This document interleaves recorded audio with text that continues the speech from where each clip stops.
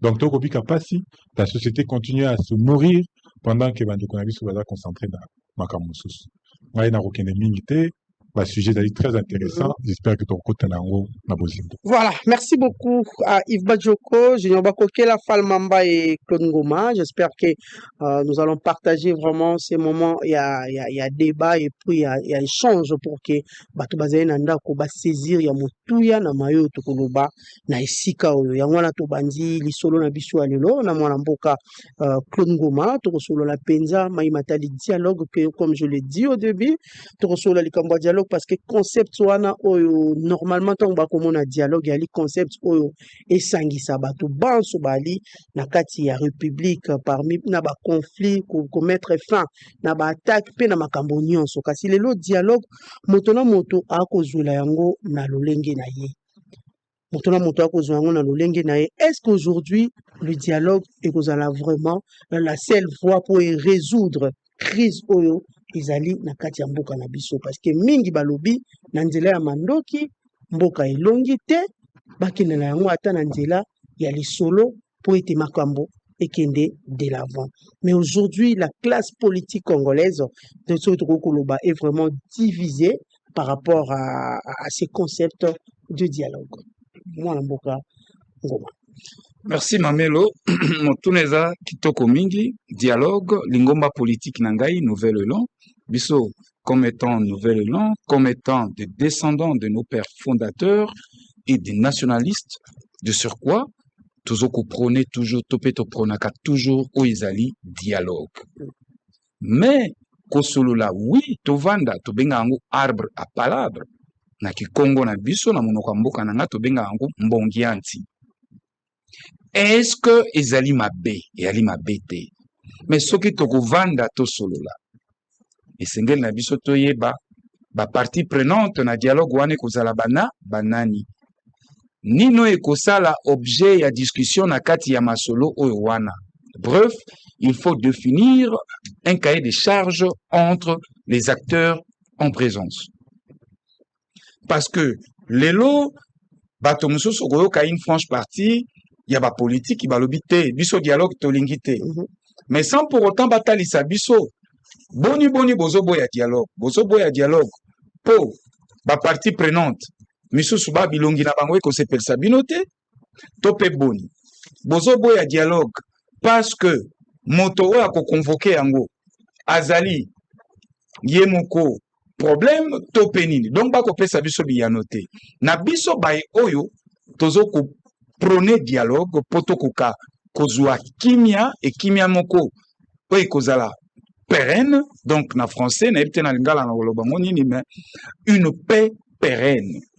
Mais ngai on a kopesa ezali point de vue dialogue oui mais tout ça la dialogue te na format ya Sun City parce que dialogue ya Sun City ya 2001 ezalaki na objectif moko ya ko doter mboka na ba institution koti ya mboka na nzela ya démocratie. Mais na kati ya dialogue wana nullement bato oyo bazalaki ko participer na kati batikalaki ko beta lisolo ya paix. Pa ya bato oyo bazalaki na kati ya dialogue intercongolais pa na bango bakanisaki ete koti ya ba institution en place koti ya démocratie en place pe kozwa basoda nyonso kokotisa bango esika moko basala force moko yango nde kopesa kimia nzoka base trompaki. Dialogue tolingi ezala dialogue moko oyo ekovandisama na eloko tozobenga vérité, pardon, réconciliation et paix. Et ali biloko mine ngai tant que Claude Ngoma makanisi nanga tango na ko soutenir dialogue na moni ezana ba axe mine oyo esengeli esala objet na kati ya basise oyo wane koya ya lisolo ya dialogue. Pona nini na lobby vérité. Plus de 3 décennies. Même crise zonga kakaka. Alors, pour topé sa solution moko durable na crise sécuritaire, économique et politique toujours qu'on traverse, et sengel na biso pour interroger histoire. Na interrogation tokotuna na histoire entre les acteurs en présence, tokoyeba na koloba vérité. Toko établir ba responsabilité te. Soki tolobi to banda ko établir ba responsabilité que yo salaki boy toko kabwana en queue de poisson. Mais vérité sengeli lobama. Tu sais que dans 2018 yo ndimaki ko yiba pouvoir ya peuple. Est-ce que pour autant pendant 2 mandats au senga ki excuse na peuple na yo? Nanga yo moto organizaki maponomi. Lelo zongi zambo kamati manduki avec alibi oya ko libérer biso. Est-ce que pour autant mabe oyo salaki na bakongo mani oti lelo boti makambo nyonso to ali na yango o to ko traverser o senga ki excuse na ba peuple na yo? Kabila yo moto zaki autorité morale, le président de la République à son temps. Otiaki mosolo pona organiser l'élection. Pourquoi bondimaki koyiba volonté à tout un peuple pona ko satisfaire partenariat na bino privé entre 2 individus? Ce sont des choses, il faut toloba na vérité. Nasima ya koloba na vérité. Tshisekedi yo po kambi mabe. Tala gouvernance na yo. C'est-à-dire, il y aura des vérités mutuelles au ekobima et na suka na yango tokoya ko limbisana. Tokoya ko limbisana potozwa réconciliation nationale. Na sima ya kozwa réconciliation nationale, nde tokoya ko kweya siko na question mosusu o tokobenga gouvernance. Tokokweya na wana parce que potozwa kimia ko uta na nzela manduki te. Kimia ko uta na esaleli na biso, c'est-à-dire na gouvernance na biso.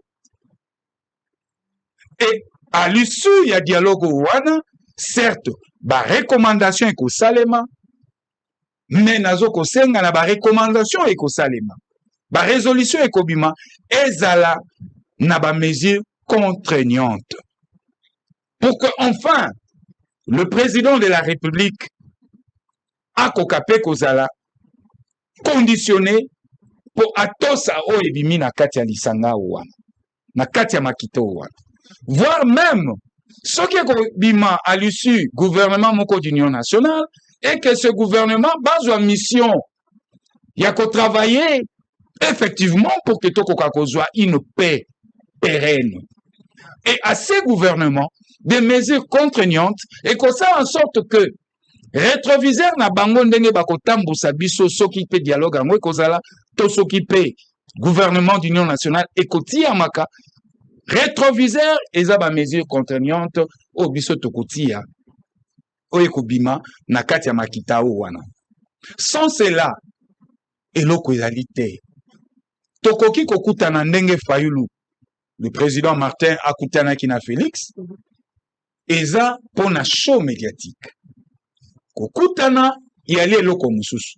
Kovanda kosolola ba règle du jeu et ali pe eloko mosusu. Lobi pe mozito akokutana na Félix. Lobi Félix akokutana ancien partenaire na ye Kabila Kabaki. Est-ce que tokondimaka kaka ba rencontre wana pe pesa biso show médiatique et puis elia kabiso ba méga na internet? To biso to ali na besoin Martin na Tshisekedi bokutani me bokutani po bosolola nini? Qu'est-ce que vous vous êtes échangé pour un intérêt à mboka? Et donc, pour nazala mokusena kenda molaite, et sengeli na minute oyo, biso ba oyo tozoko ndima dialogue, tozoko privilégié nzela ya bisolo. Tomiti a en place, tovanda déjà ko travailler sur un projet de cahier de charges. Chaque camp politique ou un demi-dialogue a travaillé déjà sur le cahier de charges. Avant de faire un dialogue, tu as la mise en commun de cahier de charges. Nous sommes bimisa mokanda moko o eko servir biso document de travail. O eko recueillir bavise considération ya bato ya baclivage nyonso nde bongo tokokenda na dialogue ya solo oyo na bandeli yango feza la dialogue ya vérité pardon réconciliation et paix. Mais la médiation nini tango okopesa likanisi ya dialogue ezala ya vérité so balobi dialogue c'est plus pour peut-être pour favoriser les pouvoirs en place. Non, mais moi je kabola gâteau na baye mosusu. Non. Soki bande comme sou bazo kanisa ke tozo kene na dialogue poto réconforter pouvoir à Tshisekedi bazo komi kosa. Parce que même Tshisekedi lui-même où il est, ayebi que la République est aux arrêts. Mboke zo tambola te telemi. Et d'ailleurs, l'idée à dialogue ezali avantageux pour na Tshisekedi. Non pas pour atikala seko na pouvoir, non plus pour to kabola ba poste, mais ezali pour totalisa na ye. Tshisekedi ali nzambete dans sa gouvernance à commettre des erreurs belé. Pour la nini kozela 2028 te maponami esala. Ça urge. OK. Tozali na situation moko na mboka na biso tozo ko traverser ya pasi. Plus de 7 millions de déplacés en interne. La guerre qui pullule à l'est. L'insécurité n'a pas cité nyonso pe ba ville nyonso. Braquage est commis monnaie courante. Donc, tout cet état de choses, ils ont à ce que tu vends parce que le pouvoir de Tshisekedi, bazali incapable. Il y a qu'au pèse à solution, n'a pas crise nyonso toujours traversé. Voilà. Merci beaucoup. Et donc, pour chiter, question tuninga, il y a médiation. Médiation, et kobimana consensus entre les parties prenantes. Ce qui va dégager option, balobi bon, tokamata, banganganzambe baya. Mais pour plus de transparence, tous appellent un frère africain moko aya. Mais à la moine au thé il a des mains. Et elle a été. Parce qu'il y a une expérience. Bato ebele bazo mettre en doute basango, les violents d'ailleurs ne s'accordent pas sur la neutralité de la Senko et l'ECC. Même ceux qui bâtit doute na basango. Mais médiation est kozala kaka basango bango moko te. Et kosenga pe papa na biso oyazaki un ancien président ya Nigeria Olusegun Obasanjo a assisté na ba dialogue ebele na ba médiation ebele azan expérience na matière wana. Et puis, la sagesse, il y a beaucoup de biso bahindo. Moi, je pense que le vieux pourra bien jouer son jeu à côté de la scène. Merci, Ngoma. Oufal Mamba. Est-ce qu'aujourd'hui, ce dialogue aura lieu? Merci beaucoup, Mamelo. Quand le tout-puissant communicateur parle, les autres communicateurs écoutent. On a lundi minutieusement Maître Ngoma par rapport à Yassige. Mais aucune fois, Maître Ngoma a joué l'Ik Saïb Sabiswa Kenda Kosani na Union Sacrée. Attends, la mort. Na majinini, Maître Ngoma lalaka la mukaka, akomaka secrétaire général ya parti ya Yvon Mundadi. Na majinini, Maître Ngoma lalaka la mukaka, a comment communiquer en faveur de Félix Tshisekedi. Mais à Yabissa Bissote, à Yabissa public au Bakolanda Bissote que à Salaka Yango pourquoi? Nga iso nazaki mettre Ngoma, j'allais me retirer d'abord, même une année, na mona na ratati na itandiki. Mais le coup la politique na biso ya Congo ezanga soni, batu balaka sous na soni te, batu bakoma mona mabe le kola malamu, o mona mettre Ngoma zo le kapé ne tandiki, soni alité. Allez, tout pour attaquer Félix Tshisekedi pour y habiter la Kimabo. C'est une réalité. Alors, c'est la monnaie zombonioso. Il y a un moment où motomoko va moni na nzela va bandi oula. Parce que c'est une honte. L'entendre même, il y a un moment koloba. Mais maintenant, on nous dit ici, il attaque Fayoulou. C'est que pour ascenser Mouzetou. Entre Fayoulou et Mouzetou, qui doit être vu comme ridicule entre Fayoulou et Mouzitou. Mouzitou était consulté par Ebéran. Ebéran qui est l'élève politique du président Jean Makabunda Kaboun. Mais entre Mouzitou et Fayoulou, il n'y a pas photo, il n'y a pas match. Il faut être élégant à un certain moment. Quand il faut injoncter l'idée du point de vue même argumentaire politique. c'est ridicule pour toi. Très ridicule. Mais ici, nous parlons. Namambi Matali, dialogue. Mm. Mais nous, notre position était claire. Quant à ça, nous allons souffrir Nanini actuellement. La République est malade. Maladie est constituée dans la crise politico-économique et sécuritaire. Malade des alliés détectés. Et Vanduan. Alliance pour des changements, tout ça, une proposition. Il faut dialogue na d'État. Dialogue externe, na dialogue interne. Dialogue externe. Tozali na Rwanda, oyo azu basoda na ye. Bazali répertorié, balu ko créer ba atrocité na Est et la République démocratique du Congo.